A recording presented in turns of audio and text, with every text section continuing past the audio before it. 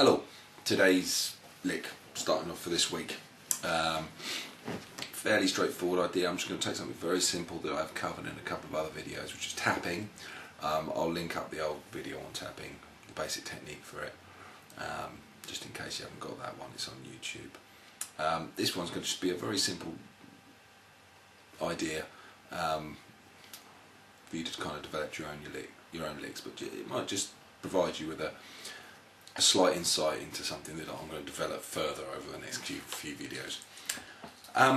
Tapping and doing some kind of wild and wacky tapping licks. Now I think I said on the very first video I did for this a number of years ago that it was kind of like breaking up arpeggios. Well, it was arpeggios. So taking an A minor, an A, C and an E.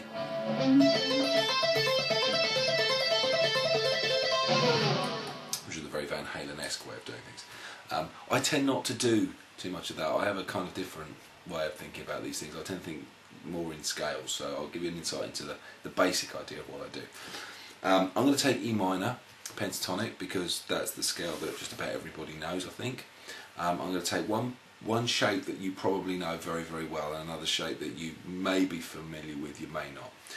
The one that you're probably not familiar with, but hopefully you will be now, is going to be 7th on the low E string, which is a B, up to the D on the low E string, which is the 10th fret, 7 and 10 again on the A string, which is the E and the G, 7 and 9 on the D string,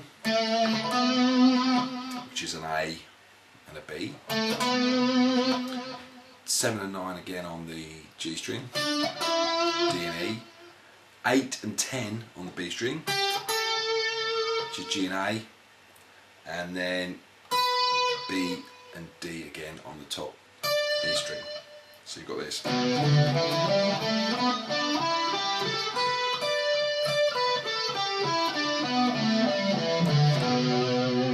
Okay.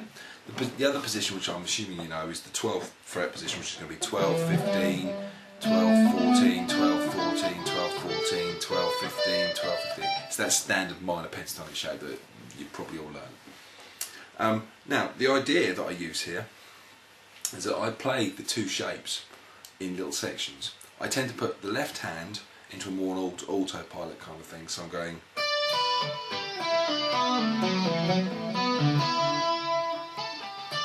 doing bits from each of those. While I'm doing is I'm tapping bits from the other position, the 12th. So kind of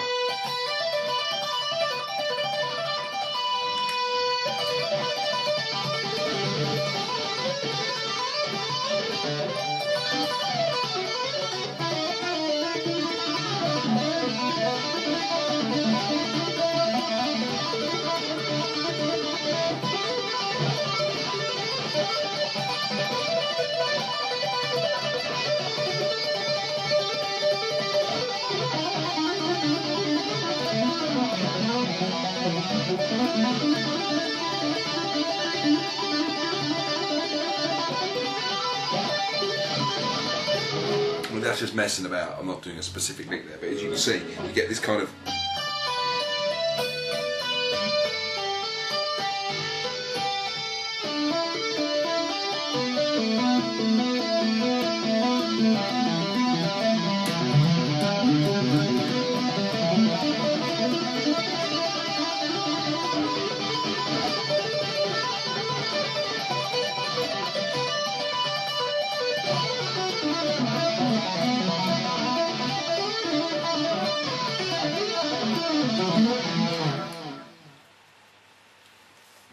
so you could just take a couple of strings, and